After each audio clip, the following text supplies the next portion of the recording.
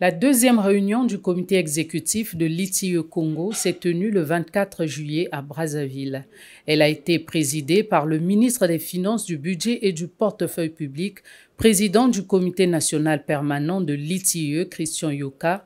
Ce dernier était assisté de ses collègues ministres de l'économie forestière, Rosalie Matondo, et de Arlette Soudan-Nono, ministre en charge de l'environnement. Les membres du comité exécutif de l'ITIE Congo, l'initiative pour la transparence dans les industries extractives, composée des représentants de l'État, de la société civile et des entreprises extractives, ont passé en revue plusieurs points cruciaux à l'ordre du jour de cette deuxième réunion de l'année. Il s'est agi, entre autres, de déterminer le cadre du prochain rapport de l'initiative Transparence dans une situation extractive qui doit paraître avant fin 2025. Les problèmes liés au fonctionnement de l'initiative, la nécessité de mettre en place les différentes commissions et le mécanisme pour le lancement du prochain rapport ITIE pour l'année 2024. Cette session se tient dans un contexte où notre pays est engagé dans une dynamique de réforme visant à améliorer la collecte, la gestion et la transparence des revenus issus du secteur extractif. Il constitue donc une étape cruciale dans l'évaluation des progrès accomplis, l'identification des défis persistants et la formulation de solutions adaptées, notamment en ce qui concerne la mise en œuvre des recommandations des rapports ITIE et des mesures correctives demandées par le Conseil d'administration international de l'ITIE en vue de préparer la prochaine validation.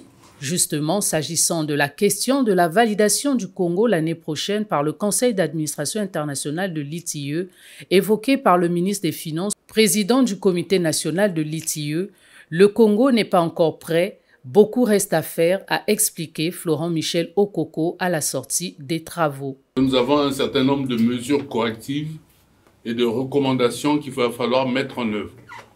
La réunion qui a eu lieu aujourd'hui a permis de faire constater de l'évolution justement de la mise en œuvre de ces différentes recommandations, de ces différentes mesures correctives.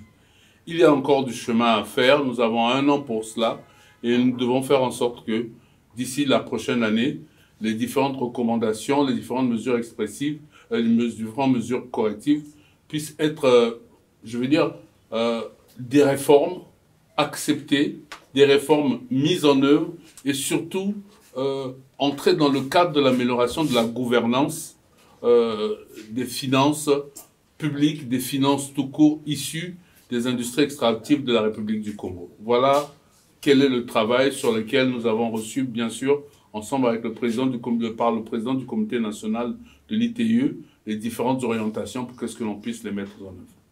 Merci.